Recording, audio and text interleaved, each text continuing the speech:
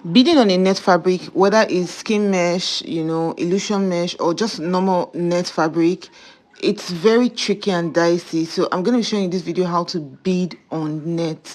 Now there are just a few techniques that you need to pay attention to so that your work doesn't look rough and tacky. So I've started doing it here. First things first is to tie your thread on the fabric, not on the net, right? I have a video where I talked about how to tie on the net, but it is safer to tie on the fabric. Either ways, whether you tie perfectly on the net or not, tie on the fabric. Now that's what I'm doing right here. So I just picked this brownish, I tied it on the fabric, then ran the thread into the net. Now when you are beading the net, always make sure you hold the net, like stretch it out. Don't allow the net to fall or squeeze up in any way. I don't know how to explain it, so let me show you. Pick the bead right here and then put my hand into the back for support. Make sure you always give it that support at the back, or spread the fabric out so that you can actually sew it exactly where you want to sew it on. So I just put my hand back that way and give it a support. That support at the back is supposed to give it a sense of direction. Now if you look at this dress clearly, you can even see that it looks like what is already squeezing up a little bit on the neck area. Can you see it? So it's very, very important to pay attention to how you actually attach it, so it doesn't just squeeze up and look tacky.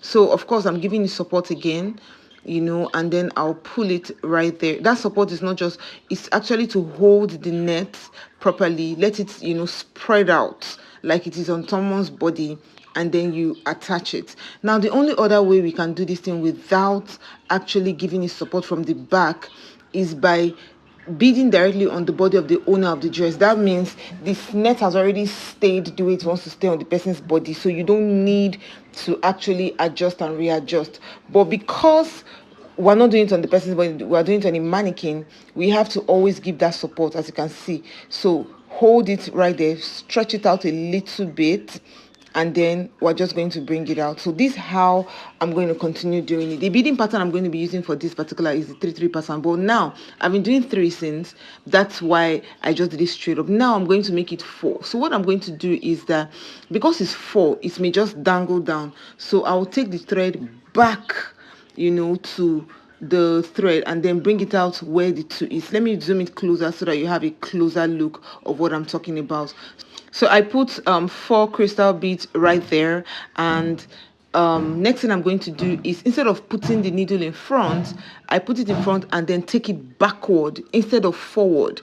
Now having taken it backward, I'll then put the needle through the last 2 beads. Remember, I put 4 beads. So the next thing to do is take it back and then pass the needle back again through the last 2 beads. That way it stays put, it stays strong, and it doesn't shift.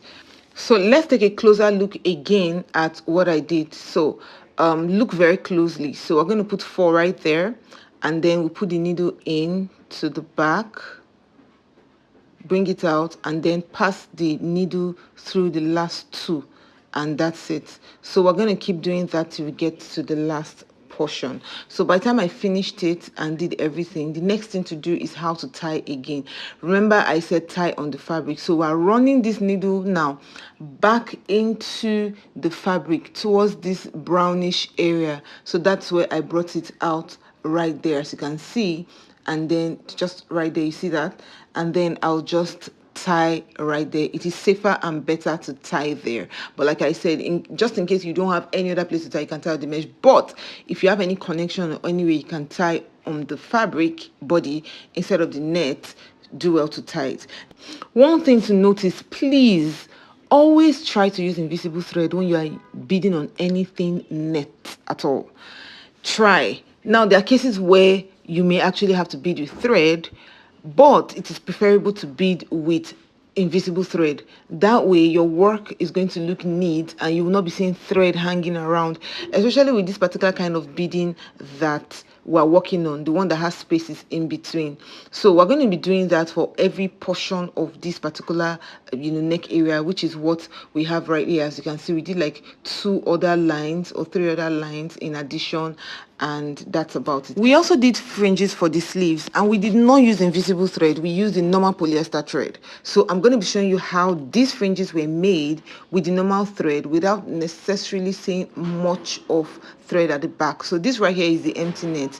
So what we're going to do now is to identify the portion we're going to be fixing the bead. That's the portion right there. The next thing we're going to do is to just turn this thing to the back. Yes, so the same portion, turn it to the back, and then we're going to get the thread and we're going to tie this thread at the back. Please, when you are picking the thread, you know this net has holes, so make sure you don't pick more than 3 holes. It should be 2, but maybe 3. If you make it more than 3, it's going to bulge and it's going to gather the material and squeeze it a little bit. So don't do that, so you don't squeeze up the fabric. So tied it right there. 2 times is enough. Please don't tie more than twice. If not, your thread is going to show and it's going to bulge. So make sure you do it. Then bring out the needle from that point to the front. So now you've tied it at the back, you're going to bring the needle out to the front.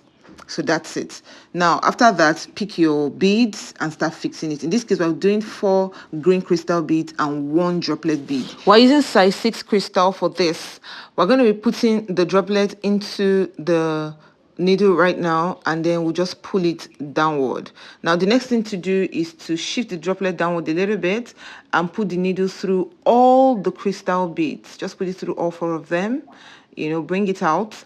And having brought it out, we're going to take the needle back into where we took it out from in the first place. Make sure you put it back in that place. So I'm putting it back right there.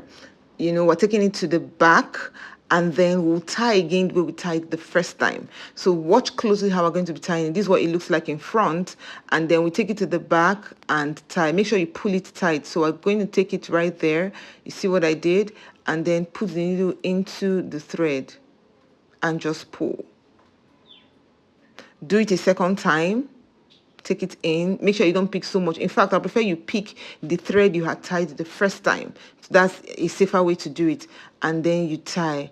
That's about it. Feel free to tie the 3rd time if you're not comfortable, but I think this one is okay. I picked a scissors, cut off the thread, and this right here is what it looks like by the time I finished all of it. So I did several of it. I don't even know how many, but I did for both sleeves, and they're about maybe 10 or 15 each. Thank you for watching my video. See you in my next one. Bye.